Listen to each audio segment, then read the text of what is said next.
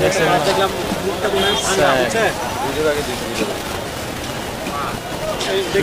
গুনকে দেন ছয়টা একটা মাছ বেশি না ছয়টা আষ্ট এই 12 এই 12টা হয়েছে এই জায়গায় কয়টা 3টে 2টে 5টা এই 6টা 7টা 8টা 9টা 10টা দেখছেন একটা মাছ 19-20 আছে 11 এই 12 এই 24টা দিছি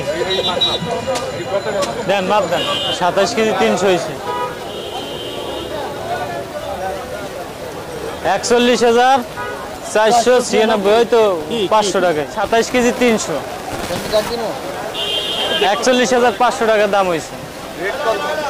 রেট 1520 টাকা এটা পাইকারি দাম ধরছে